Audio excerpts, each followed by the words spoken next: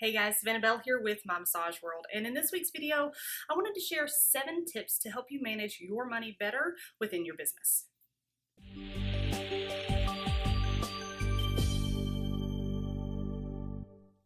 So the idea of money management, and really anytime we talk finances, a lot of business owners just kind of tune out. It's not the most exciting topic, right? I mean, you want to hear about all the cool add-ons you can offer, or maybe the next greatest marketing tip that's going to get you 100 clients in the next 2 days, or whatever. But guess what? None of that matters if you don't know how to manage your money. So please pay attention. It doesn't matter how many clients you see or how successful you feel. What matters is, can you pay your bills on time? Can you write yourself a nice check every week so that you're not, so you're actually taking home a good salary? Can you easily invest back into your business? Are you saving for retirement? Could you continue to pay your bills if you got hurt and were out of work for 6 weeks or longer? I kind of have a passion for this topic because I've seen over and over again the importance of it, and I'm also just kind of a weirdo. I actually had to write a paper my senior year of high school, I believe it was, and it had to be on my greatest fear. So other students were writing about not getting into a good college or their parents splitting up, things like that. Mine was not having enough money for retirement. At the ripe old age of 17, my biggest fear was financial security. Yeah, I'm a weirdo, I know, but you have got to learn to manage your money. If you can't manage your money, you're not managing your business, period. So let's just get right to it. Here's 7 tips to help you manage your money better. Number 1, get a grasp on your numbers. Now, I understand you may hate the financial tracking part and running the numbers and all that stuff, but why does that give you the excuse to ignore it? You're going to have to put on your big girl pants or your big boy pants and just do it. That's like saying, I don't like doing my taxes, so I'm just not going to do them. Or I don't like doing laundry, so not going to do that either. Seriously, we're all adults, right? So sometimes we have to do the stuff that isn't so fun, like laundry and dishes and cleaning up after my 4 drooling Great Danes, and yes, keeping track of finances. But you want to know something really cool?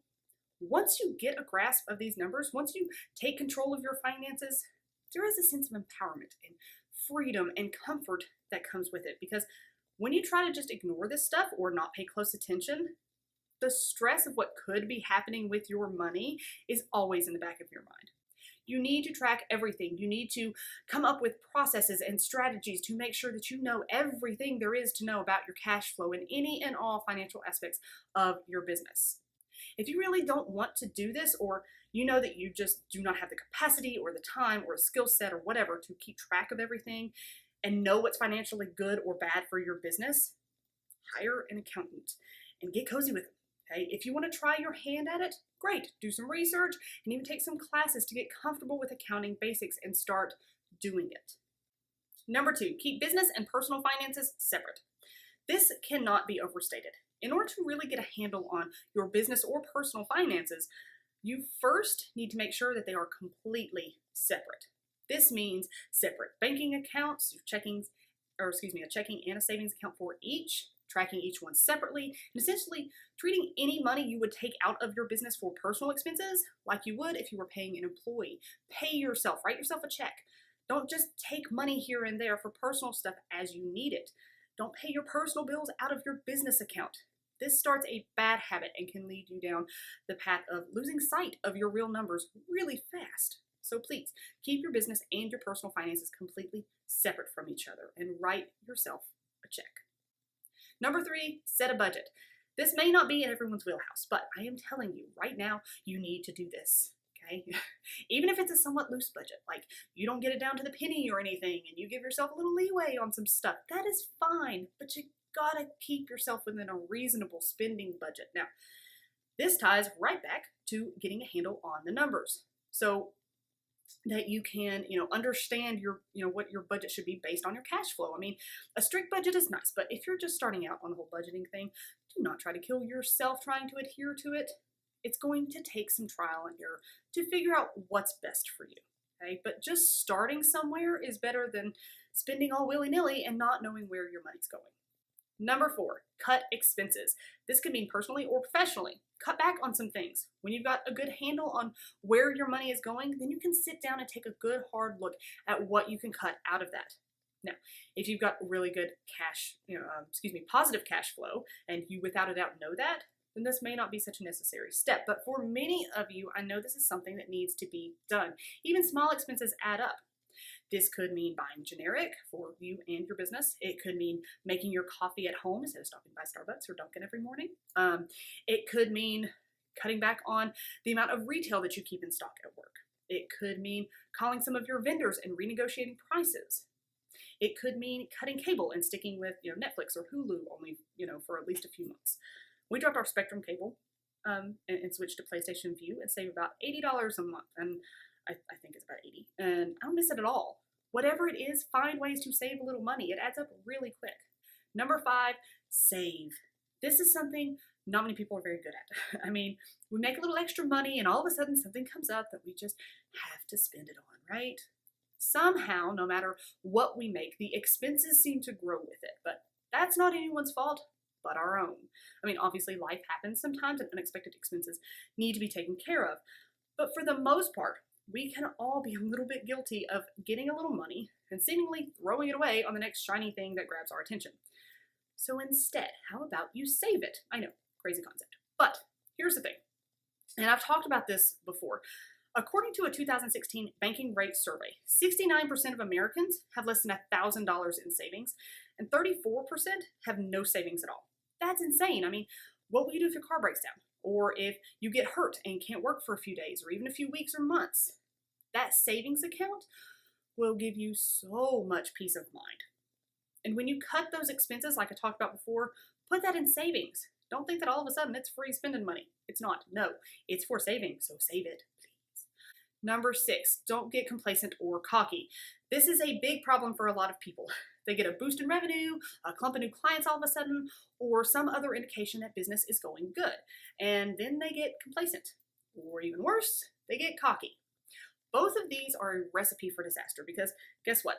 While you may see a boost right now, there is no guarantee that you're going to have that same number of new clients next week or next month.